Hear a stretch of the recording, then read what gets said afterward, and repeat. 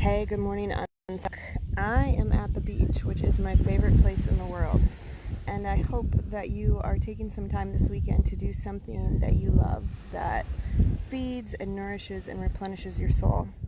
But I wanted to come on here today to chat a little bit. I had a conversation this morning with somebody who was just believing lies as it relates to grief. And so I don't know what it is that you're facing or what area of life you feel stuck or you're wanting to improve, but I'd like to, if you'll entertain this idea or thought or exercise sometime this weekend, think about the thing that you're working through or where you're stuck. It could be grief or finances or fitness, whatever it is. I'm going to focus on grief. And to take some time to think about, what is it that you believe? What are you believing about that?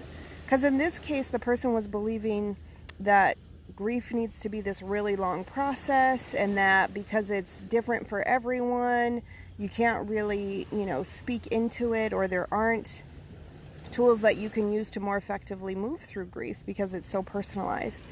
And that's just not true. Physical fitness in your health journey is really personal too.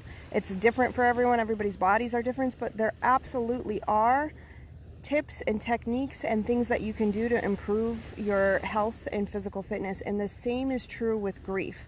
And so it's not so much about grief that I'm talking about, but what I'm talking about is the bigger issue of is it that you believe? What have you come into agreement with?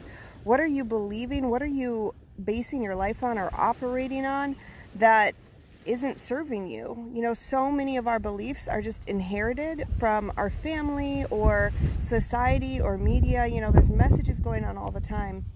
And I think we come into agreement with a lot of things without even realizing we're in agreement with them. For example, in America, it's kind of common knowledge, or the belief system is, you have to go to college and get this job in order to be successful or happy. And in my experience, that's just not true. And so how many people do you know kind of go down that path without really evaluating for themselves if that's true for them or not, and if their path should include those steps? And I'm just using that as an example, but when it comes to grief, who said that it needs to take years and years and years to get over it? Who said that you can't have joy in the midst of it? Who said that, laughter and all these things can't be a part of your grieving process? And who said that you can't find healing and freedom quickly? Like, who said that? Who decided that? Because that was somebody else's experience, or maybe even many people's experience. Like, what came first, the chicken or the egg? It took somebody a really long time to deal with grief, and so they began saying, well, it takes a really long time for people to deal with grief.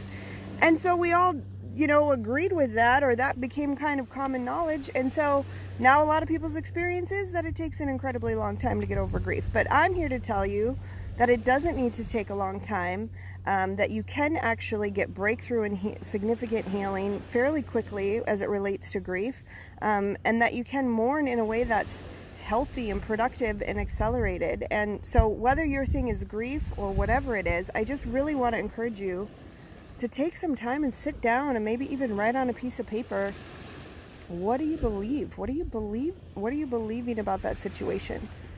And then, does that belief serve you, or is it hurting you? Is that belief keeping you stuck, or is that belief accelerating you and helping you to find freedom? And really just get real with yourself. And if it's a belief that's keeping you stuck, I just want you to challenge yourself, or come on this group. If you discover a belief that's keeping you stuck, come on this group and tell us. And let us be, some eyes and ears to bounce that off of and say, no, there's another option. There's a better way. And then find examples of people who are doing the thing in a different way, who are doing whatever you think is impossible. If you're wanting to believe for fast healing from grief and overcoming, then, use me or other people in this group as an example of somebody who's done it, and believe that for yourself and start to own that and learn how to walk in it. And it applies to any areas of life. It just struck me this morning, guys, because I was talking to somebody who's really successful in so many areas of life, but yet when it comes to this one area, they were unknowingly believing lies, and it was keeping them stuck. So we can't just, have victory in one area of our life. You really have to take an inventory of all the areas of your life and take a look at, are you believing lies? Are you in agreement with things that are keeping you stuck? So I would love, love, love to hear that somebody the experience for you. If you go through this exercise and do it, what do you discover? What lies do you unfold, or what beliefs do you discover that you were operating from that you maybe didn't even realize? And then too, it's one thing to think in your head that you believe something, but does your life match up with that? If you say that you believe, you're a healthy person, but you never exercise and you eat junk all the time, what are the things that you say in your head but your life doesn't really show it? Because that'll show you that you don't really believe it if you're not living it, if your life doesn't show it. So that's all for me, guys. I'm gonna enjoy the beach, and I'm like literally the only person out here right now, so I'm gonna enjoy the solitude and peace and quiet. Just wanted to hop in and say good morning and share these little nuggets from this conversation. Have an awesome day. Have an amazing weekend. See you soon.